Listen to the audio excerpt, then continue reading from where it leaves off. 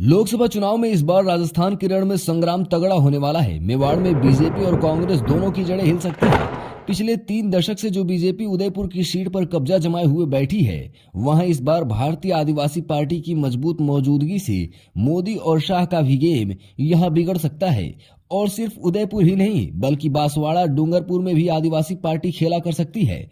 Udaipur seat अनुसूचित जनजाति यानी एसटी के लिए आरक्षित है, जहां एससी, एसटी, ओबीसी के सबसे ज्यादा वोटर हैं। यहां बीजेपी ने पिछले 3 दशक में अपनी स्थिति को मजबूत बनाए रखा है। 2014 के लोकसभा चुनाव में भाजपा के प्रत्याशी अर्जुन लाल मीणा ने कांग्रेस के रघुवीर सिंह मीणा को हराया था, तो 2019 में भी फिर से अर्जुन लाल मीणा जीते। राजस्थान की सियासत में बरसों से एक बात कही जाती है कि जो मेवाड़ जीतता है वही राजस्थान भी जीतता है।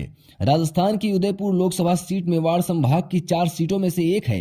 3 अन्य सीटें राजसमंद, चित्तौड़गढ़ और बांसवाड़ा है।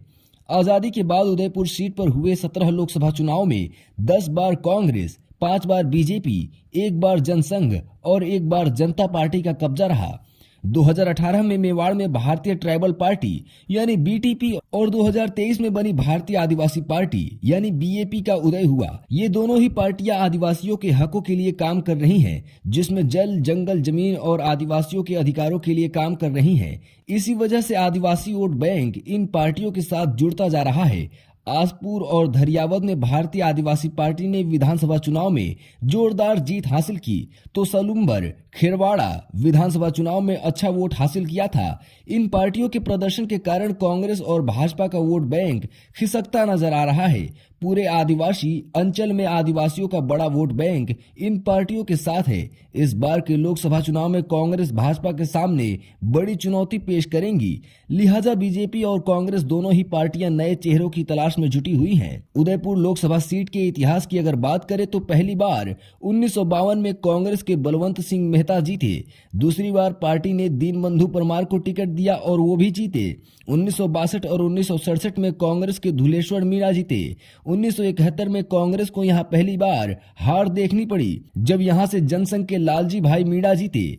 इसके बाद 1977 में जनता पार्टी के भानु कुमार शास्त्री को जीत मिली। 1980 में कांग्रेस के मोहनलाल सुखाड़िया यहां से चुनाव जीते थे, तो 1984 में मोहनलाल सुखाड़िया की पत्नी इंदु बाला सुखाड़िया यहां से जीती। 1989 में पहली बार बीजेपी का कमल खिला, गुलाब चंद कटारिया जीते। तो अगले 2 चुनाव यानी 1991 और 1996 में कांग्रेस के गिरजा व्यास को जीत मिली।